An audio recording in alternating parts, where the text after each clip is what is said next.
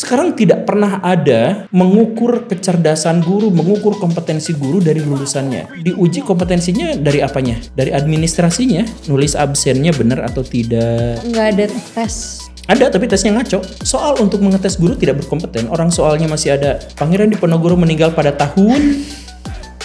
Dan guru di bimbel selalu lebih baik daripada guru di sekolah. Apa karena itu mereka emang lebih sejahtera juga ya? Karena guru di bimbel dipaksa untuk mengajar. Sedangkan guru di sekolah dipaksa jadi tata usaha. Teman saya, guru gak pernah masuk kelas. Karena sibuk untuk ngurusin administrasi. Dan dia, karena administrasinya lengkap, dia dinobatkan guru paling favorit. Dan guru terbaik di kelas itu, di sekolah. Fakta. Gini nih, pendidikan itu bukan untuk kerja. Pendidikan itu untuk meningkatkan kualitas diri sampai kita layak untuk orang-orang maksa kita bekerja sama dengan mereka. Setuju sih soal itu. Misalnya dikasih power dan juga bisa ngerubah penegakan hukum ataupun sistem pendidikan di Indonesia, hal pertama yang bakal dilakuin itu apa? Bikin ormas.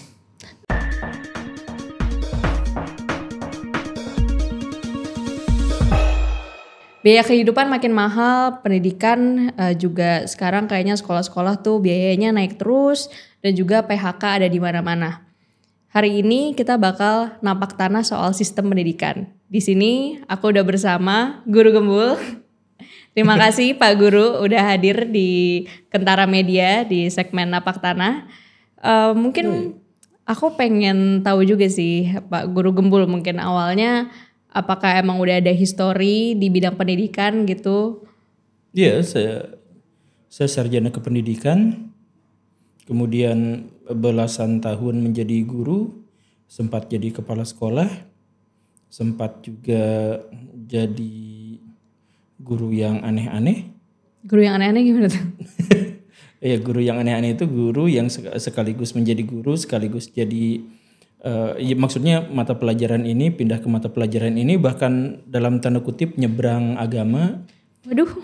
Iya, guru agama apa ngajarin agama apa gitu. Ya, pernah juga kayak gitu. Jadi ya aneh-aneh. Jadi maksudnya walaupun saya mengajarnya belum sangat senior, tetapi karena saya guru honor yang pindah-pindah sekolah dari satu lembaga ke lembaga yang lain, jadi pengalaman saya itu cukup lengkap. Cuman dikit-dikit gitu. Jadi udah tahu ya seluruh seluk beluk soal masalah pendidikan gitu. Gak semuanya tentu saja gak ada yang bisa mengakses itu. Cuman iya cukup berpengalaman lah dan cukup berwarna pengalamannya. Cukup. Kalau boleh tahu yang paling berwarna tuh apa pengalaman di bidang pendidikan? Saya pernah mengajar di satu sekolah terbaik di Indonesia yang ubinnya aja mantul-mantul gitu pada pagi harinya, dan pada siang harinya saya mengajar di Bandung yang jumlah siswanya cuma 2 orang dan duduknya ngampar lesehan di Bandung, pusat kota Bandung, dan mejanya tuh meja TK yang kecil gitu. Waduh. Nah, itu SMK.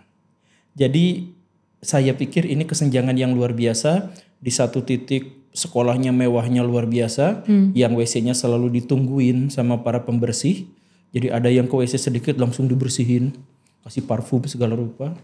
Dan siangnya saya mengajar di sekolah yang kantinnya ada di WC. Ya, secara literal kantinnya ada di sebelah WC gitu. Jadi WC, kantin kecil sekali, kantinnya lebih kecil daripada ruang studio ini. Dan siswanya yang saya ajar ya 2 orang itu, dan mereka nampaknya jatuh mental ketika belajar karena temannya cuma sebangku, itu saja gitu. Semiris itu ya berarti ya? Semiris itu, dua-duanya ada di pusat kota Bandung. Tapi yang satu tuh berarti negeri tapi unggulan gitu? Enggak, yang satu swasta, yang lain swasta. Nah itu swasta emang. Dan swasta. Oh, dua-duanya swasta? Dua-duanya swasta. Oh, surprising ya. Karena aku pikir mungkin karena aku kan juga negeri ya, dari SD sampai SMA gitu. Jadi ngelihatnya biasanya kalau misalnya yang agak kurang beruntung itu biasanya di sekolah negeri gitu untuk pengelolaannya. Tapi tadi di swasta pun juga. Sebenarnya banyak sekali swasta-swasta yang seperti itu. Banyak sekali orang-orang di Indonesia yang memiliki visi, tujuan, idealisme, tetapi dia tidak memiliki akomodasi, dia tidak memiliki logistik, dia tidak memiliki koneksi. Jadi saya selama 3 tahun saya mengajar, ini dalam rentang 3 tahun ya, di antara belasan tahun yang pernah saya alami. Dalam 3 tahun itu saya pernah mengajar di 4 sekolah swasta yang semuanya kekurangan siswa dan semuanya kekurangan biaya. Dan guru-gurunya dibayar dengan sangat-sangat seikhlasnya. Dan guru-guru terpaksa harus nyari pekerjaan yang lain dan itu diminta oleh kepala sekolahnya sendiri. Sedemikian sehingga absennya di sekolah, di kelas tidak benar. Karena harus mencari sumber penghasilan yang lain karena sekolah yang dimaksud itu tidak memberikan gaji yang memadai. Dalam bahasa yang sangat ringannya, kalau misalkan nilainya itu dikonversi ke sekarang, saya juga pernah mengajar di sebuah sekolah yang saya digaji itu Rp100.000 per 3 bulan. Per 3 bulan. Jadi sebulannya Rp33.000.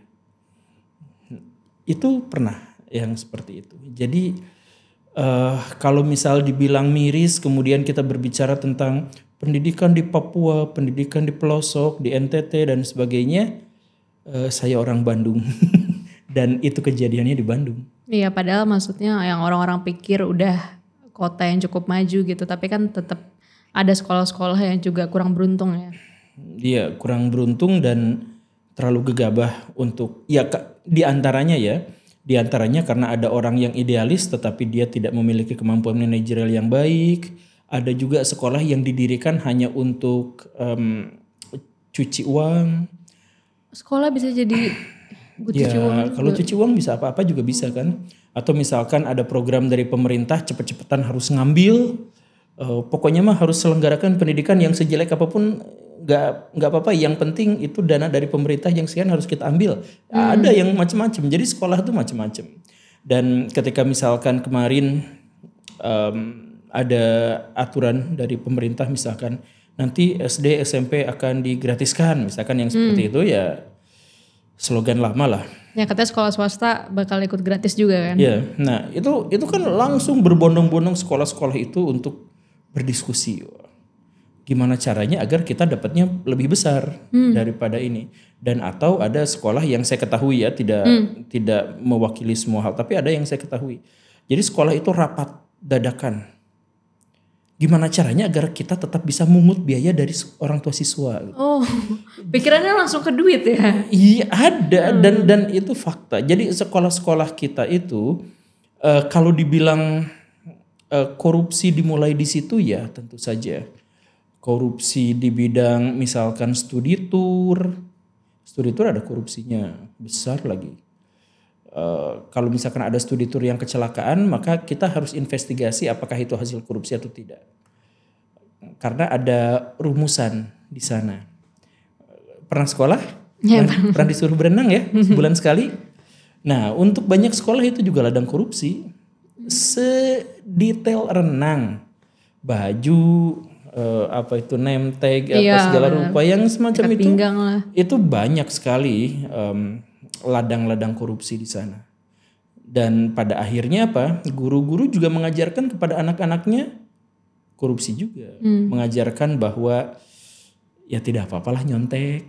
Iya. Nyontek itu kan sebenarnya adalah tradisi yang lumrah di Indonesia. Bukan gara-gara anak-anaknya doyan nyontek, tetapi itu dinormalkan sedemikian rupa. Ketika anak-anak dikasih tugas, mereka terbiasa nyontek. Ketika anak-anak ulangan, mereka terbiasa nyontek. Ketika ujian juga terbiasa nyontek. Bahkan ketika ujian nasional misalkan, anak-anak diajak untuk nyontek bersama-sama. Agar mereka bisa lulus. Ya, agar mereka bisa lulus dan lain sebagainya. Jadi saya pikir ini adalah hal lumrah yang sudah diketahui bersama terkait dengan pendidikan di Indonesia. Tapi berarti kalau misalnya korupsi gitu, bagaimana ya maksudnya memandang itu kan emang udah pasti gak etis secara moral juga. Cuman ya kondisinya mungkin karena guru-guru tersebut memang kurang memadai, gak cukup. Bukan itu sih masalahnya. Oh bukan. Masalah utama dari bangsa Indonesia itu bukan miskin, tapi mengira bahwa dirinya miskin. Jadi kita nanya dari orang paling kecil sampai orang paling gede, maka mereka akan menghasilkan jawaban-jawaban yang yang sebenarnya didasarkan pada pesimisme terhadap dunia, terhadap bahwa dirinya tuh miskin gitu. Kenapa Anda beli BBM yang bersubsidi? Ya kami sebagai rakyat kecil, kata orang yang naik Alphard. Saya melihat betul itu di media, ada yang seperti itu, dia naik Alphard kemudian ngisi bensin premium dulu itu yang ya, dan ditanya ya kami sebagai orang kecil. Ketika ada misalkan korban bencana alam, maka wartawan itu pasti akan bertanya template. Apa harapan dari Bapak, dari pemerintah untuk begini? Jawabannya juga template. Kami berharap agar pemerintah segera memberi bantuan kepada kami. Template semuanya. Karena apa? Semuanya diajarkan, dijejalkan pikiran, prinsip bahwa mereka itu tidak berdaya, fakir miskin, tidak bisa berbuat apa-apa tanpa bantuan dari pemerintah, tanpa bantuan dari apa. Ketika pemerintah atau misalkan calon pemerintah atau caleg itu berkampanye, maka yang mereka katakan, kami akan membela rakyat, kami akan membangun ini untuk rakyat. Semuanya adalah pernyataan yang menegaskan bahwa kamu tuh nggak bisa apa-apa, kamu hanya bisa berharap ketika yang berkuasanya adalah saya. Itu kan bahasa semiotiknya. Ya kayak give and take iya, gitu, kenapa harus gitu ya? Seperti itu. Nah, jadi karena anak-anak kita, karena orang tua kita selalu diajarkan bahwa kamu tuh tidak bisa berbuat apa-apa, kamu tuh miskin, kamu tuh lemah. Maka kemudian ketika mereka melakukan korupsi, ya udah kamu nggak tahu sih betapa susahnya, kan nggak segampang yang kamu pikirkan, gini-gini hidup tuh susah, gini-gini. Jadi mereka tuh selalu berpikiran bahwa dirinya tuh tidak sanggup. Saya ngobrol sama bapak-bapak di pos ronda jam 2 malam. Duh susah ya hidup. Rokok ke-12 yang dia hisap pada waktu itu. Besok anak istri saya makan apa, saya masih belum kepikiran. Itu rokok harganya berapa Pak? Itu yang jadi masyarakat kita tidak benar-benar miskin. Masyarakat kita mengira bahwa dirinya miskin sehingga mereka menghalalkan kejahatan, mereka menghalalkan korupsi demi anak istri, gimana lagi. Itu kan. Nah, itu dimulainya dari mana? Ya dari sekolah. Dari sekolah diajari untuk miskin, iya, diajarin untuk tidak berpengetahuan dan tidak berwawasan, iya. Pendidikan dimulainya dari orang tua. Ketika misalkan waktu kecil kita ngomong sama orang tua, mama pengen ini, pengen itu, biasanya diabaikan. Mama menurut saya begini, diabaikan. Mama gini, kamu tuh ngomong terus sih, ini main HP lagi. Atau ngobrol sama tetangga lagi. Itu mungkin 71% orang tua kita seperti itu. Nah, karena orang tua kita sejak kecilnya seperti itu, akhirnya si anak menjadi inferior. Ketika saya datang ke kelas, anak-anak, ada yang mau jadi KM, kamu aja, inferior semuanya. Ada yang mau ditanyakan? Coba ayo kita diskusi. Pak Menteri ngomong dengan gagah perkasa, ayo kita jadikan anak sebagai pusat pembelajaran, guru di kelas. Maksudnya gimana Pak? Kan harus anak murid yang nurut biasanya. Anaknya harus duduk dengar diam, dan anak yang baik adalah anak yang duduk dengar diam juga. Ya akhirnya inferior juga. Jadi ketika misalkan anak menghasilkan gagasan baru, ide baru, pemikiran baru, ya dianggap salah. Coba belajar matematika, kita menemukan rumus baru, kemudian kita tampilkan. Bu, ini pakai rumus baru nih, hasilnya sama. Oh, jawabannya benar, rumusnya salah. Aku ngalamin kayak gitu. Dan itu sempat lumayan traumatik buat aku. Karena pas SD itu pelajaran favorit aku tuh matematika pada saat itu. Terus pas SMP itu kan naik level kan berarti matematikanya kan. Cuman aku memang pakai rumusnya beda gitu. Tapi aku ingat banget kejadiannya pada saat itu gurunya bilang aku salah tapi depan kelas gitu. Jadi rasa malunya tuh keinget gitu. Terus waktu itu kayak sempet gak mau belajar matematika dulu gitu. Cuma untungnya sekarang udah enggak, tapi kayak itu sih menurutku yang harusnya bukannya guru harus jadinya tempat aman gitu ya. Iya betul. Jadi kalau misalkan saya belajar matematika misalkan di negara yang sudah mapan, yang sistemnya sudah baik, si guru-guru itu akan, ini masalahnya silahkan pecahkan. Maka si anak itu akan menemukan 1001 rumus. Jadi di kelas itu ada 1001 rumus, ada 40 rumus yang berbeda yang ditampilkan. Sedangkan kita dipaksa mengekor pada rumus yang sudah ada. Kalau kita menemukan gagasan baru, kita dianggap salah.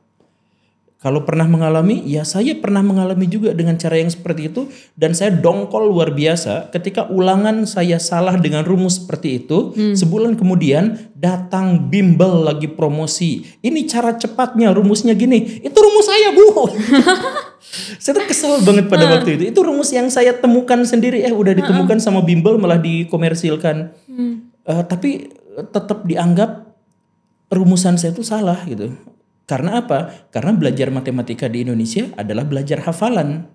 Belajar sejarah di Indonesia adalah belajar doktrin. Jadi akhirnya apa? Anak-anak menjadi inferior. Dia tidak berani untuk mengungkapkan pendapat sendiri. Dia tidak berani untuk berbicara sendiri. Maka yang terjadi apa? Ketika anak-anak di kelas nyontek, sebagian besar bukan gara-gara mereka tidak jujur. Tapi gara-gara mereka inferior, takut jawabannya salah. Jadi kejadiannya gini, ada orang yang lebih pintar dan orang yang bodohnya luar biasa. Bodoh dalam tanda kutip, bodohnya luar biasa. Ketika ulangan terjadi, orang yang paling pintar ini masih coba mencocokkan jawaban kamu gini enggak, jawaban kamu gini enggak. Karena sebenarnya dorongannya itu bukan soal dia jujur atau enggak, tapi dorongannya adalah dia takut salah. Begitu inferiornya kita, dan itu diajarkan dari bangku sekolah. Jadi kalau di bangku sekolah diajarkan kita inferior, kita naik nanti jadi pengusaha, kita jadi pekerja, kita menekuni satu bidang tertentu, ya kita juga jadi inferior. Nah tapi kan berarti intinya kalau misalnya ternyata salahnya mungkin dari culture ataupun apapun yang diajarin, nah itu esensinya maksudnya awalnya tuh dari mana gitu? Apakah emang karena IQ?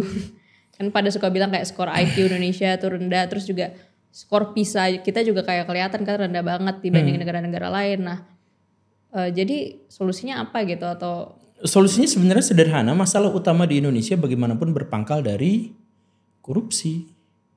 Semuanya dimulai dari situ. Coba kalau misalkan kita ambil gambaran yang sangat sederhana. Di Indonesia, kalau kita mau jadi guru, itu kita harus korupsi dulu. Dan korupsinya dimulai dari mana? Dari ketika dia sekolah. Hitung begini ya, ini sederhananya. Saya bersekolah, lalu saya dapat nilai ulangan. Lalu nilai ulangan itu jelek. Maka apa yang dilakukan guru? Alih-alih mengajarkan saya menjadi lebih baik lagi, guru itu akan mengkatrol nilai saya agar sesuai dengan KKM. Jadi KKM di zaman dulu pas saya sekolah. Jadi KKM itu sebenarnya standar agar guru-guru itu tidak terbebani oleh ngejar-ngejar siswa untuk ngerjain tugas atau membenarkan mereka atau membuat mereka lebih ahli. Bahkan kalau misalkan googling sekarang silahkan ada rumus katrol nilai. Terbuka sekali untuk itu. Oke, jadi akhirnya apa? Nilai rapot kita itu bukan nilai yang sesungguhnya. Nilai rapot kita adalah hasil katrol yang sebagian tentu saja karena guru-guru memang memiliki alasan yang wajar dan masuk akal untuk itu, tetapi sebagian lagi adalah karena guru cukup malas untuk melakukan remedial atau mendidik kita lebih lanjut lagi. Nilainya katrol. Oke, di situ sudah korupsi dalam tanda kutip. Setelah misalkan si anak-anak ulangan dan dapat nilai dan kemudian rapot gitu dan akhirnya naik kelas, kemudian ujian nasional. Ujian nasional juga di sana ada banyak sekali korupsinya, ada banyak kecurangan-kecurangan. Jadi yang pernah saya kemukakan adalah saya sebagai kepala sekolah pernah diundang rapat oleh dinas tentang bagaimana caranya bikin contekan ujian yang baik dan benar untuk siswa-siswanya lulus. Karena dinas pendidikan itu merasa kasihan dan merasa sedih ketika siswa-siswa yang belajar 6 tahun lamanya, 3 tahun lamanya, ditentukan nilainya hanya dalam waktu 3 hari. Sangat tidak adil kata mereka. Ini sistemnya bobrok. Jadi bagaimana? Ya kita akalin aja. Biar 99% dari nilai dari siswa kita lulus. Caranya ada 2. Anak diberi contekan, seperti yang pernah saya alami. Atau anak tidak diberi contekan, tapi setelah mengumpulkan itu soal kunci jawaban semuanya dihapus, diganti sama guru. Ada yang seperti itu. Nah, ya silahkan saja, ini butuh pengakuan dari guru-guru, dari murid-murid yang pernah. Karena terpaksa, sekali lagi ya, terpaksa bagaimana ceritanya siswa-siswa yang belajar selama 3 tahun, 6 tahun bersama saya di sini, kemudian hasil akhirnya ditentukan. Dan bayangkan akhirnya apa? Ujian nasional pada waktu itu dari Sabang sampai Merauke nilainya sama.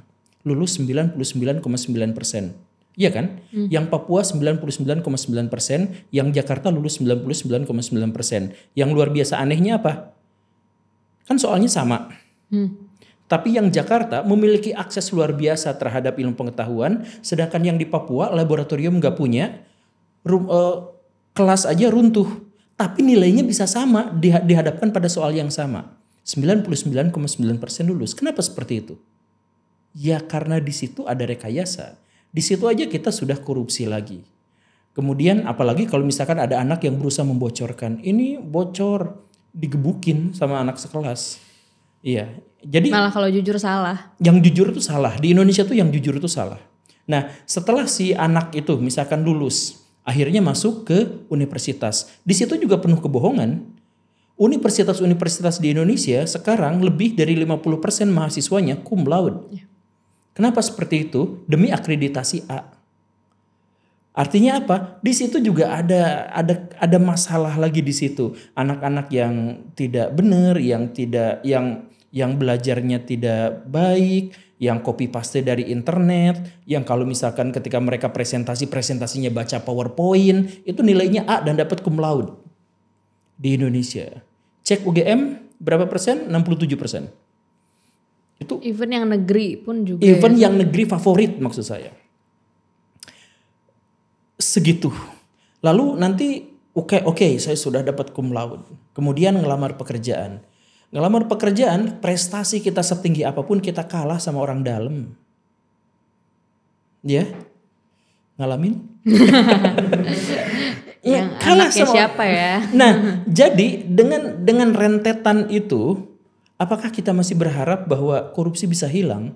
Kan diajarkan sistematis dari bawah, dari TK, SD, SMP, SMA. Nah, kemudian kita bikin misalkan, saya punya ide. Kita lihat saja negara-negara asing bagaimana cara mendidik anak-anaknya.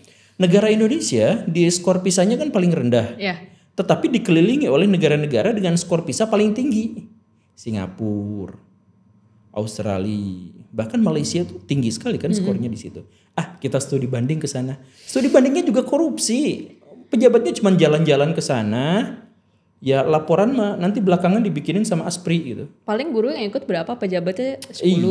Iya, pejabatnya 10, gurunya berapa, terus pas balik lagi juga gak dapat esensinya. Akhirnya ya administrasinya gitu, yang dilaporkan administrasinya lagi. Nah, coba kalau misalkan semua korupsi itu hilang. Selesai masalahnya kan? Masalahnya dimulai dari korupsi. Jadi kalau misalkan pendidikan kita mau maju tuh ya korupsinya dihilangkan. Nah, pertanyaannya siapa yang bisa menghilangkan korupsi yang sudah mendarah daging ini? Bagi saya sih itu dimulainya dari pimpinan. Pimpinan itu punya otoritas, punya kekuasaan, punya wewenang untuk bisa mengubah keadaan. Kalau misalkan pimpinannya tergantung pada mafia, ketergantungan pada koruptor, ya tidak bisa berbuat apa-apa. Tapi kalau misalkan pemimpinnya bisa, ya saya yakin juga Indonesia akan menjadi baik-baik saja. Saya melihat bahwa misalkan yang terjadi di Cina 20 tahun yang lalu, Cina tuh jadi bahan olok-olokan. Negara paling kotor, paling polutan, pendidikannya paling ngaco, diketawain, produk-produknya bajakan semua, kualitasnya jelek sekali kan. Itu 20 tahun yang lalu tuh masih begitu. Teman-teman saya yang Cina juga, saya kemarin pulang dari Cina, terus malu banget sumpah. Emang leluhur gue kayak gitu ya tinggal di situ, WC-nya dia cerita betapa buruknya Cina 20 tahun yang lalu. Sekarang Cina adalah satu-satunya negara yang bisa mentertawakan Amerika Serikat. Dan bagaimana itu bisa? Ya dimulai dari kepemimpinan yang solid, yang kuat, yang berani mengeksekusi orang-orang jahat. Ya koruptor di sana mati kan. Iya, bukan hanya koruptornya yang mati, bukan hanya masalah hukuman bagi para penjahat, tapi penegakan hukum yang benar-benar ada gitu. Nah, di Indonesia kan enggak. Di Indonesia itu kalau ada koruptor, dihukumnya juga ringan, 3 tahun rata-rata di Indonesia. Dan kalaupun hukumannya berat, kita tidak tahu apakah dia benar-benar dihukum atau tidak. Kalau misalkan pemimpin kita cukup tegas untuk berhadapan dengan itu, bisa kok. Orang sekarang media, orang semua bisa melaporkan. Tapi kan masalahnya kita, pemimpin-pemimpin kita itu tidak berani melakukan itu. Kita ngomong sedikit lah, melenceng sedikit ya. Kemarin ada cerita dari sebuah media yang terpercaya atau media yang cukup terpercaya katakanlah. Mereka melakukan investigasi bahwa judi online itu ada di Kamboja. Ketuanya di sana, bandarnya di sana, pelaksananya di sana, apa-apanya di sana. Yang dilakukan pemerintah adalah, oh gitu, ya udah kita bikin satgas anti judi online yang kerjanya menghapusin situs-situs judi online. Bukan Pak, itu investigasinya lanjutkan ke sana Pak, tapi nggak ada yang berani. Iyalah. Gak ada yang berani. Karena apa? Ya karena pemerintah kita adalah ketergantungan luar biasa kepada orang-orang jahat itu. Ya mungkin buat biaya kampanye dan lain-lain gitu. Nah jadi balik lagi ke pendidikan. Pendidikan kita tuh akan baik kalau misalkan korupsinya dihilangkan. Ya. Jadi orang-orang kaya teteh misalkan bisa jadi guru. Kayak Ibu Kania Cita gitu bisa jadi guru dan kemudian dari sana mereka digaji besar dan kemudian mereka tidak bersaing dengan orang-orang dalam dan akhirnya mencetak anak-anak juga yang juga besar, ya bisa aja kan seperti itu. Kalau saya jadi presiden saya berani dan bersedia untuk ngegaji guru 5 miliar per bulan. 100 miliar 1 triliun per bulan pun bisa. Berani. Asal si guru ngasih jaminan setiap anak yang dibina sama dia setelah lulus menghasilkan penghasilan 20 triliun sebulan. Bisa aja kan seperti itu. Jadi guru itu dinilai berdasarkan output siswanya, bukan berdasarkan administrasinya. Si guru berhasil nggak? Ketika si guru itu ngajar di situ, dia menginspirasi, dia memotivasi, dia mendorong siswanya sampai batas level tertentu sehingga bahkan dia jauh melampaui kecerdasan dan prestasi dari gurunya. Itu kan tugas dari guru itu kan. Dan emang udah seharusnya begitu, nggak melihat dari kuantitas. Betul, tugas guru itu. Sekarang tidak pernah ada mengukur kecerdasan guru, mengukur kompetensi guru dari lulusannya. Guru diuji kompetensinya dari apanya? Dari administrasinya, nulis absennya benar atau tidak. Oh jadi nggak ada tes buat guru tuh? Ada tapi tesnya ngaco. Uji kompetensi guru itu menghasilkan 80% guru tidak berkompeten. 80% guru tidak berkompeten menurut uji kompetensi. Setelah saya cek uji kompetensinya, soal-soal tesnya pun tidak berkompeten. Soal untuk mengetes guru tidak berkompeten. Orang soalnya masih ada Pangeran Diponegoro meninggal pada tahun. Jadi isi dari amandemen yang keempat undang-undang ini adalah soal kayak gitu tuh tidak boleh. Soal faktual seperti itu merusak, tapi itu masih dipakai dan itu untuk menguji guru-guru. Jadi mana yang lebih percaya? Apakah kita percaya 80% guru tidak berkompeten atau gara-gara uji kompetennya sendiri tidak berkompeten? Ya dua-duanya ternyata. Iya, in the end aku malah ngeliatnya jadi semuanya serba salah sih. Jadi kayak ya muter-muter di situ aja karena dari pimpinan juga korupsi, bawahan ya semuanya ngikut jadinya. Iya makanya gampang. Kalau misalkan untuk guru ya, guru itu dinilai berdasarkan siswanya nanti berhasil sampai sejauh mana, sesukses apa siswanya. Dinilainya aja dari situ output. Kan kalau misalkan kita ya, misalkan ada perusahaan mobil lah. Perusahaan mobil itu dinilai dari apanya? Kualitas outputnya, produknya. Kita mempercayai satu mobil karena mobil itu punya reputasi baik. Mobilnya yang bagus.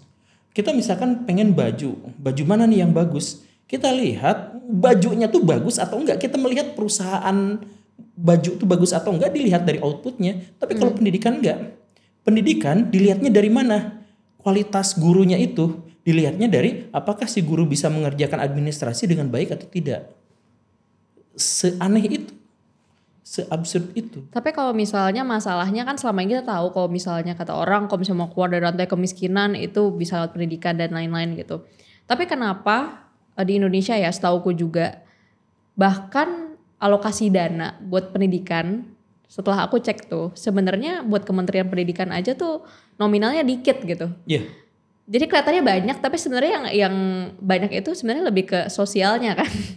Yang tapi bukan rapat, bukan penyuluhan dan lain-lain gitu. Penyuluhan. Iya. Jadi kenapa ya itu nggak pernah difokusin sama pemerintahan sebelumnya? Padahal kan udah jelas gitu jawabannya. Ya itulah. Jadi eh saya mohon maaf ya, pemerintah kita itu gak belajar logika. Sama sekali gak belajar logika. Jadi ya itu tadi, misalkan ya, judi online merugikan negara 100 miliar lebih ya. Ya anggaplah 100 miliar setahun, anggaplah. Dan itu ada di Kamboja. Maka solusinya adalah bikin satgas, gak nyambung. Pendidikan kita kalau misalkan kalau ya menggunakan uji kompetensi. Yeah. Sekolah kita masalahnya ada pada kompetensi guru yang kurang. Maka solusinya apa? Kurikulumnya diganti. Kausalitasnya di mana itu kan premis 1, premis 2, ya harusnya kesimpulannya gitu juga gitu. Jadi masalah pertama, pendidikan kita buruk. Pernyataan kedua, pendidikan buruk itu gara-gara guru yang kurang berkompetensi. Maka solusinya adalah kurikulumnya diganti. Malah belajar ulang lagi gurunya gimana? Kenapa kurikulumnya harus diganti? Karena proyeknya gede. Oh, jadi tiap kurikulum diganti itu bisa. Iya, proyeknya gede, dana-dananya diganti pelatihannya lagi ya ampun bisa sampai guru-guru itu bisa kasih pelatihan seminggu, ada yang 3 hari. Saya pernah sampai harus nginep di hotel resort mewah itu untuk dapat biar mendapatkan pelatihan-pelatihan yang kayak gitu. Saya bilang dengan kurikulum 2003 saya bisa bikin anak-anak itu belajar cybergogi dan langsung efektif, langsung bagus. Kalau misalkan saya dikasih wewenang sok coba misalkan, saya bisa buktikan itu. Tapi kan yang dilakukan tidak, yang itu rapatnya banyak di hotel mewah pula gitu kan. Kemudian nanti ada seminar, ada uji coba, ada studi banding ke sana ke sini dan sebagainya. Pak, masalahnya kan guru-gurunya yang bermasalah. Kenapa kita bikin kurikulum yang baru? Nggak nyambung. Dan menurutku itu juga ya itu sama, nggak nyambung soal perbandingan. Iya, apa namanya, kita ambil aja contoh dari negara Swedia. Ya dari pertama awalan kayak kompetensi kita aja levelnya masih di mana, kita masa langsung nyontek yang kompetensinya udah seatas itu gitu. Dan ada media kemarin saya baca nyebelin banget, dia bilang 10 alasan kenapa Finlandia menjadi pendidikan terbaik gitu ya. Terus poin nomor 1-nya adalah karena sekolah masuk jam 9. Ya karena mereka tuh kedinginan kalau pagi-pagi gitu kan. Jadi ini masuk lebih pagi artinya lebih bagus kan? jadi mereka tuh apa ya? Ya jadi pendidikan di Finlandia itu dimulai jadi pendidikan itu holistik ya. Dan karena itu solusinya juga holistik. Pendidikan di Finlandia berhasil itu gara-gara apa? Gara-gara undang-undang ketenagakerjaan. Gimana tuh? Jadi undang-undang ketenagakerjaan di sana itu mereka mengakomodasi emak-emak untuk jadi ibu rumah tangga. Jadi kalau ada perempuan bekerja di sebuah perusahaan, kemudian dia hamil dan melahirkan, dia cuti 2 tahun dan masih boleh digaji. Itu kan? Yeah. Nah setelah cuti 2 tahun digaji biar apa? Biar dia bisa mendidik anaknya dengan sebaik-baiknya. Setelah anaknya memang benar-benar dididik sama si ibunya, dia tidak kekurangan kasih sayang, dia tidak kekurangan ASI, dia tidak kekurangan pembelajaran usia dini. Akhirnya apa? Si anak-anak itu cerdas dari awal. Ketika dia masuk ke kelas, dia sudah sangat siap. Ketika dia ditanya, kamu orang mana? Saya orang sini, saya gini. Dia udah ngerti banget. Karena apa? Karena orang tuanya orang tua yang sudah terdidik dengan baik memiliki keleluasaan untuk mendidik anaknya lebih baik. Dan jadi pendidikan di sana maju dari mana? Dari usia dini. Kenapa? Karena emaknya, orang tuanya, ibunya itu memiliki hak cuti 2 tahun penuh. Nah, biar bisa mendidik anaknya. Nah, coba kalau misalkan itu dipraktekkan di Indonesia, 2 tahun dikasih cuti. Gimana ceritanya ada emak-emak 2 tahun cuti ini ya tentu ada demo, ada apa investasi langsung kabur semuanya, wah segala rupa itu ribet. Nah ya karena apa? Ya karena kompleks, semuanya itu ada dalam satu kesatuan yang holistik gitu. Jadi dimulainya bisa dari mana aja kalau misalkan udah ini ya jalan gitu. Nah makanya saran saya kalau misalkan mau pendidikan mau maju di Indonesia, penegakan hukum dulu.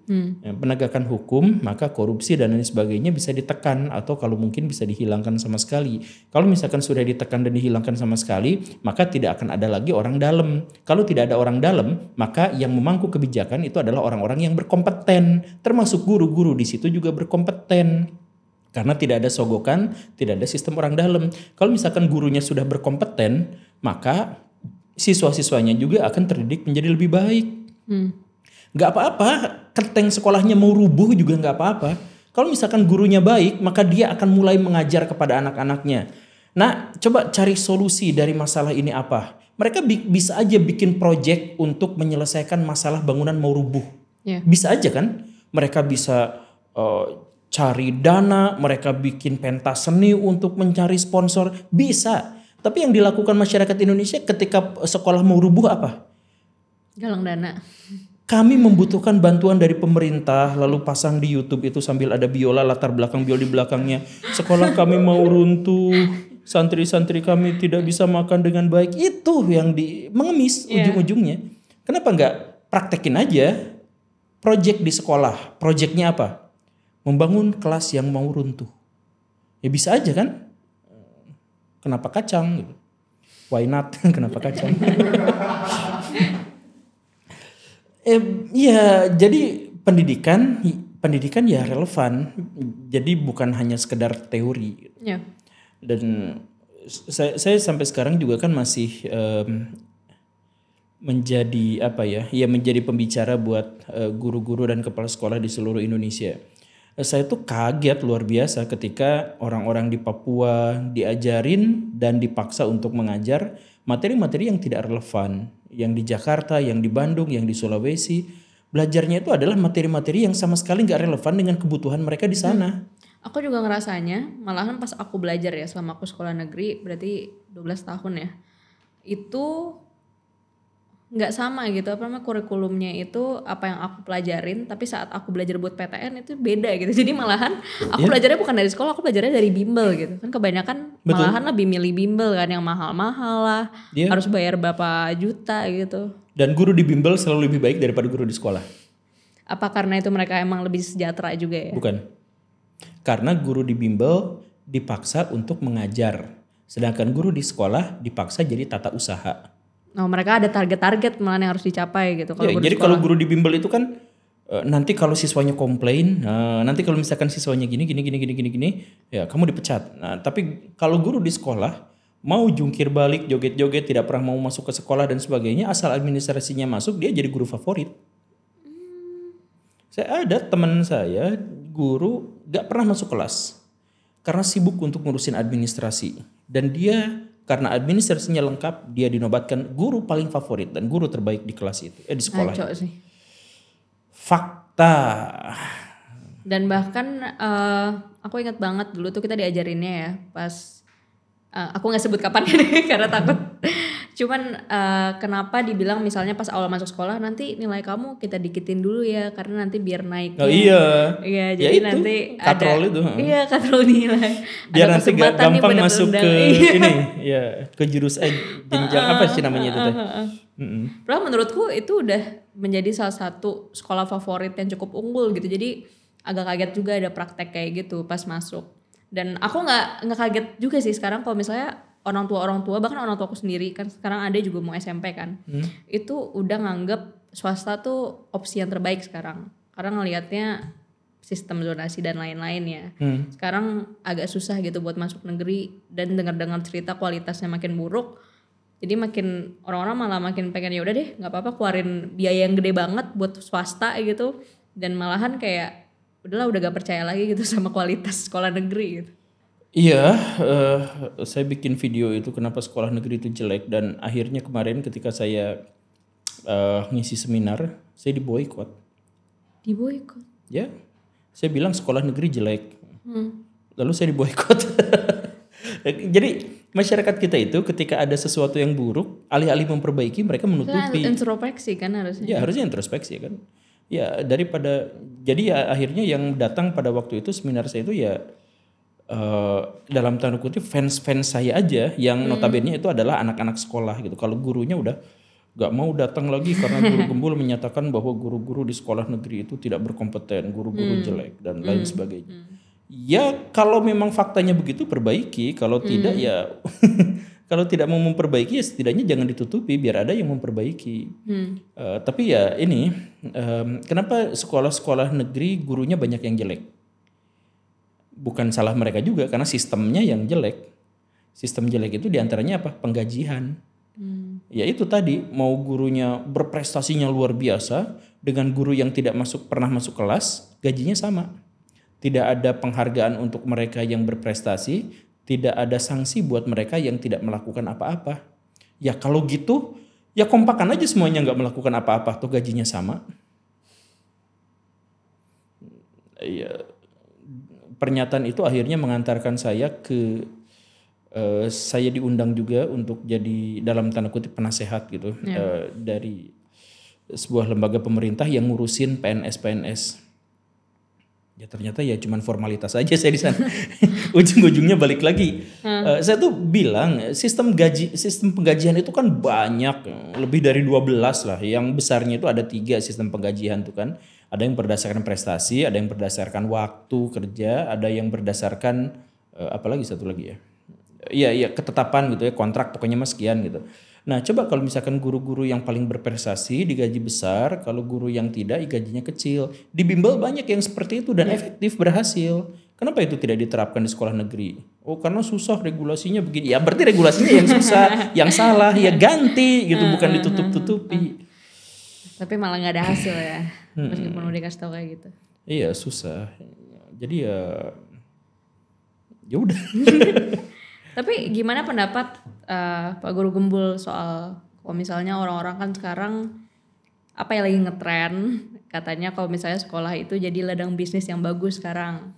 Soalnya tiap tahun tuh inflasi 10-15% gitu. Ya sekolah-sekolah mungkin sekolah-sekolah swasta yang mahal ya.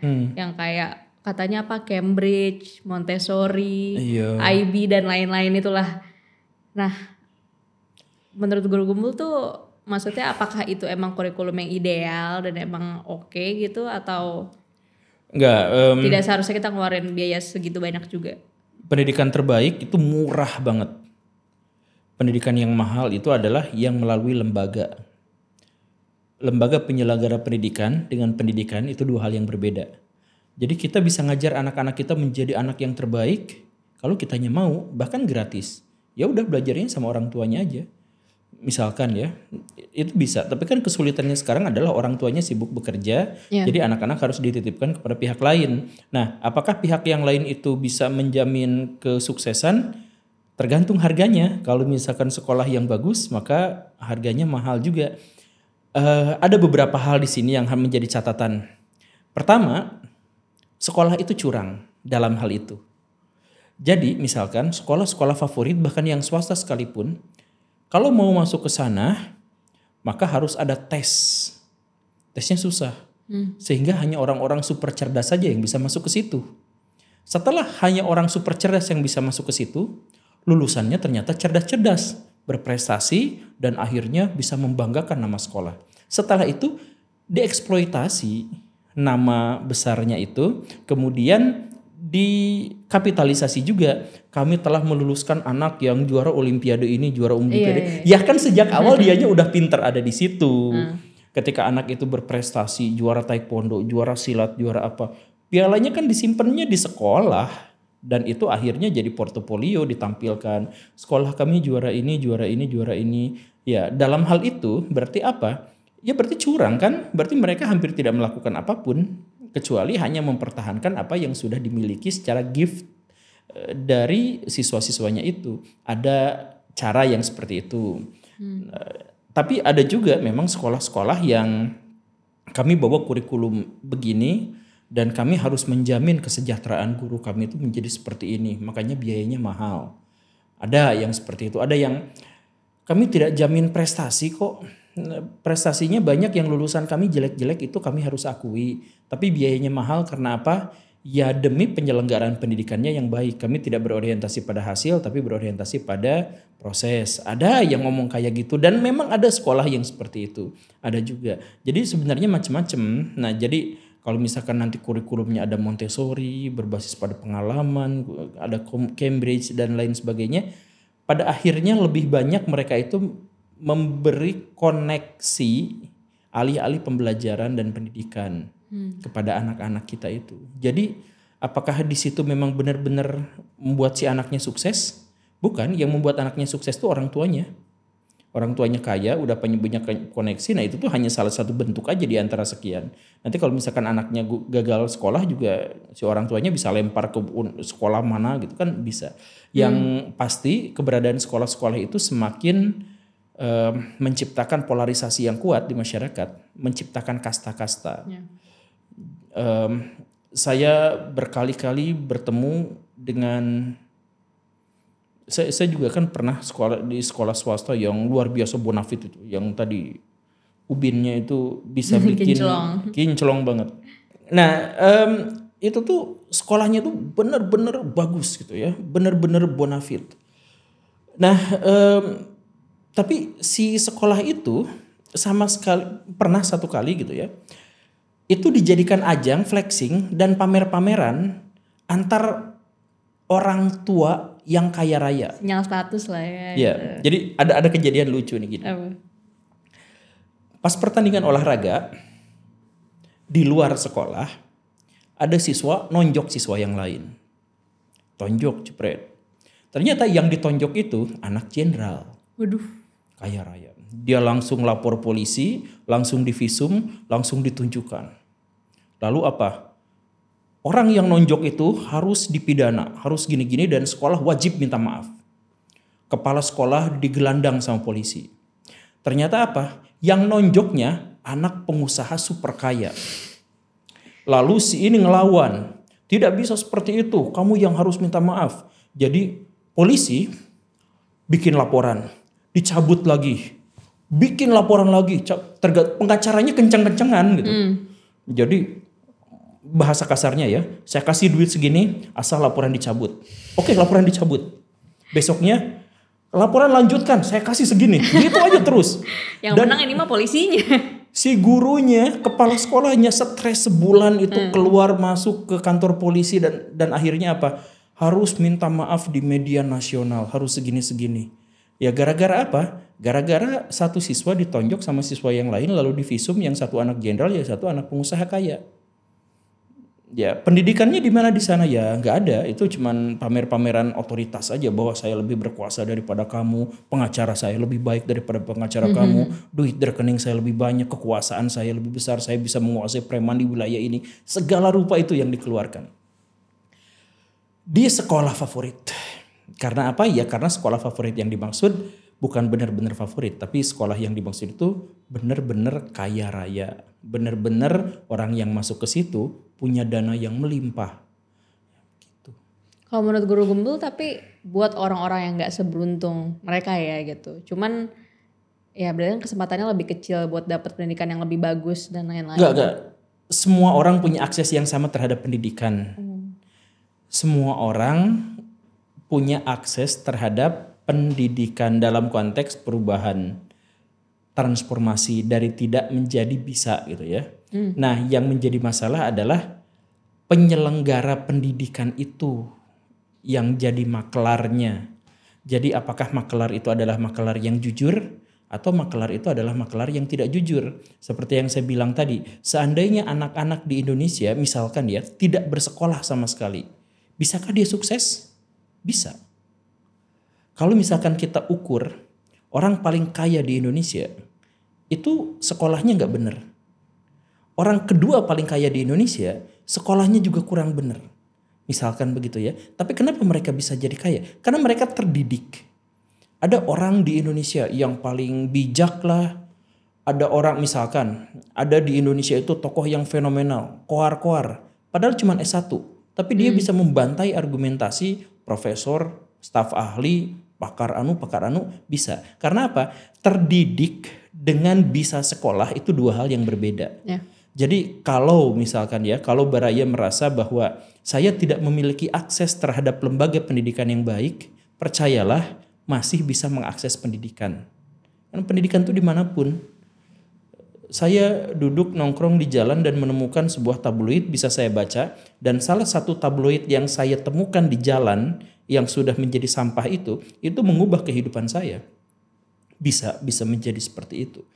Saya tidak memiliki perpustakaan. Waktu sekolah dulu saya juga ketika datang ke perpustakaan ya isinya bukunya yang kembar semuanya, buku paket gitu, sama semuanya kayak gitu. Tapi saya tidak lepas dari akses terhadap pendidikan. Saya datang ke toko buku, di sana saya baca tapi tanpa membelinya, kan bisa aja ya, ya bisa aja.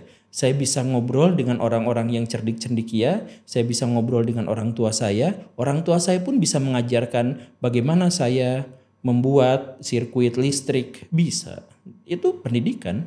Bagaimana caranya neplok rumah, menyampur semen, itu juga adalah bagian dari pendidikan. Jadi pendidikan itu tidak pernah mahal.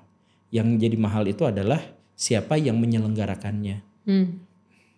Tapi berarti sebenarnya dari mindset sendiri juga harus dirubah ya. Karena kan banyak yang bisa dibilang, kok ngelihatnya banyak juga yang jadiin itu alasan gitu. Oh, gue nggak bisa dapat kerja, ini karena salah sistem. Gue nggak bisa ini karena salah sistem. Padahal sebenarnya kalau misalnya itu salah dia mental. emang itu salah mental. Itu asli salah mental. Berarti sebenarnya dia bisa bergerak gitu kalau misalnya dia emang pengen berusaha untuk berubah gitu. Gini nih, pendidikan itu bukan untuk kerja. Pendidikan itu untuk meningkatkan kualitas diri sampai kita layak untuk orang-orang maksa kita bekerja sama dengan mereka. Jadi sering saya ilustrasikan, ini tokoh mudahnya aja gitu ya. Pak Deddy Kobisa yang botak itu, dia tidak naik kelas.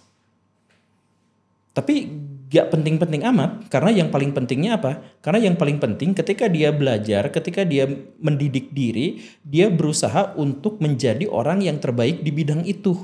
Setelah dia menjadi orang terbaik di bidang itu, dia gak usah ngelamar kerja, gak usah nyari kerja, kerjaan yang nyari sama dia. Kan begitu. Dia jadi podcaster terbaik, katakanlah. Akhirnya apa? Dia nggak usah datang ke perusahaan untuk ngajak kerjasama. Perusahaan-perusahaan itu yang datang padanya untuk ngajak kerjasama. Jadi pendidikan itu membuat diri Baraya itu jadi orang yang hebat, berkualitas paling baik. Bukan untuk nyari kerja. Kalau nyari kerja tuh betapa tidak sesuainya. Kita effortnya itu 12 tahun, meninggalkan waktu main kita, meninggalkan waktu kita nonton Doraemon, kemudian setelah kita mendapatkan ijazah, kita nyari-nyari ke Alfamart, ke Indomaret, tolong terima saya sebagai kasir di sini, ini ijazahnya. Job fair-nya gila banyak banget dan sebagainya. Ya, jangan kayak gitu, dibalik kualitas dirinya kembangkan. Jadi pas ngerjain tugas misalkan, gak penting dapat nilai dari guru berapa juga gak paling penting. Yang paling penting pas tugas itu dikerjakan dengan sebaik-baiknya. Sampai kita jadi orang terbaik di situ. Gak dinilai juga gak apa-apa. Asal kita jadi yang terbaik di situ, orang-orang kan pasti akan membutuhkan kita. Dari pemikirannya juga udah salah sih. Karena kan selama ini banyak yang mikir ya udah cari kerja buat dapat duit biar bisa tetap hidup gitu.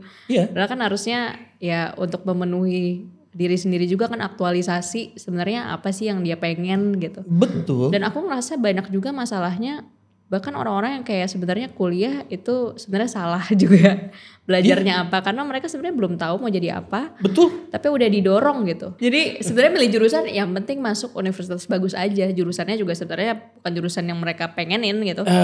Karena identitas kita, jati diri kita sudah dibunuh sejak awal. Itu masalah utamanya.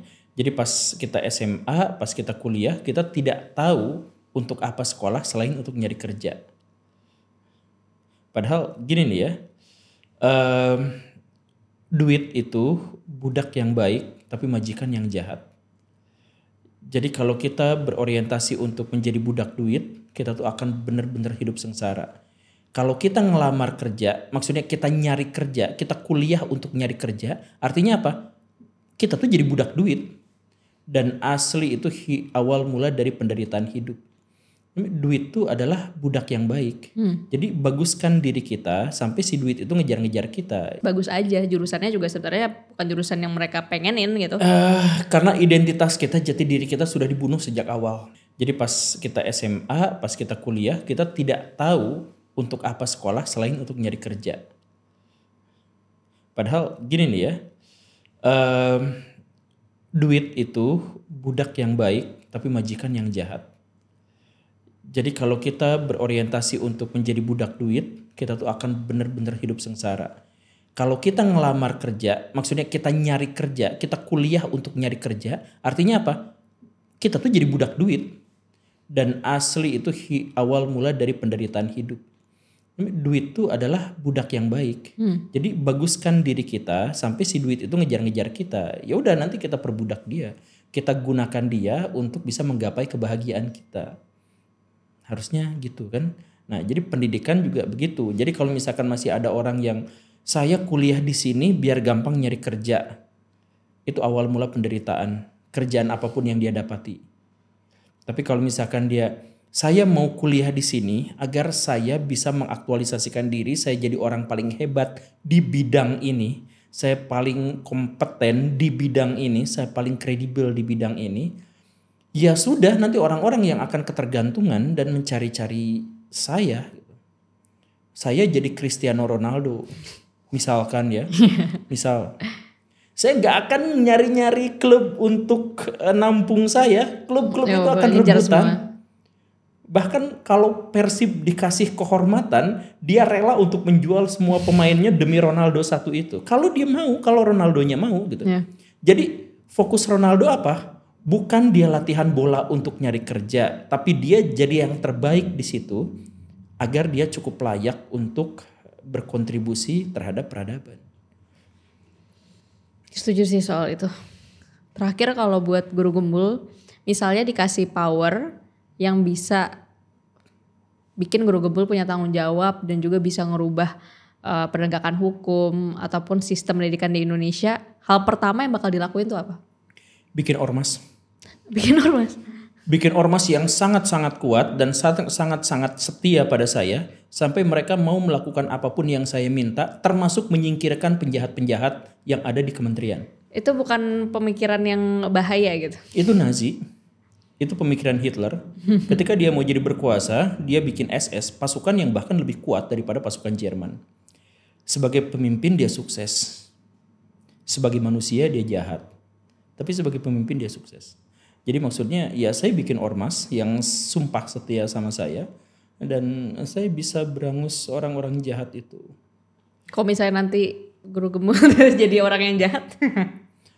Hitler tuh akhirnya mati dengan cara yang paling mengenaskan. Tapi mewariskan salah satu negara dengan kekuatan industri terkuat di dunia. Ya gak apa-apa lah jadi penjahat. Tapi kalau pengkultusan terhadap satu orang itu berarti guru gembul setuju? Enggak. Oh, pengkultusan itu jahat. Pengkultusan itu menghentikan peradaban. Pengkultusan itu akan mengakhiri kesetiaan pada seseorang. Ketika orang itu umurnya pendek ya ikut kesetiaannya juga akan berakhir kan. Enggak, maksud saya bukan menjadi Hitler yang dikultuskan. Maksud saya adalah saya mau bikin ormas. Kalau buat sistem pendidikannya sendiri yang spesifik, apa yang pertama kali ini harus disingkirin nih? Gitu. Iya, sistem pendidikan kita tuh udah baik. Asli sistem pendidikan kita tuh baik. Jadi orang-orangnya. Perundang-undangan kita tuh baik, aturan kita tuh baik, yang menjalankannya. Indonesia itu negara dengan regulasi paling banyak di seluruh dunia. Bahkan buang sampah dimanapun kita tuh ada aturannya. Nah siapa yang menaati aturan itu kan yang jadi masalahnya kan. Ya udah itu. Coba kalau misalkan penegakan hukum di Indonesia baik misalkan gitu ya. Ya udah semuanya tertib dengan sebaik-baiknya karena hukum kita tuh sudah memadai gitu. Nanti ada yang dirubah ya rubah aja langsung. Ya susahnya itu adalah yang coba Jakarta macet gara-gara apa? Ya, gara-gara banyak yang punya mobil dan mobilnya itu cuma dipakai sama satu orang. Coba kalau pakai pendidikan yang bagus, misalkan kita bikin project gimana? Ya udah bikin aja motor yang ada atapnya kayak mobil, bikin kenyamanan seperti mobil, tapi seramping motor, bisa nggak? Bisa. Itu bisa mengurangi kemacetan? Bisa. Itu cukup sopir di depan dan bosnya yang sambil ngerokok itu, Ya tapi bentuknya kayak motor seramping itu Ya. depan dan belakang aja udah selesai di situ.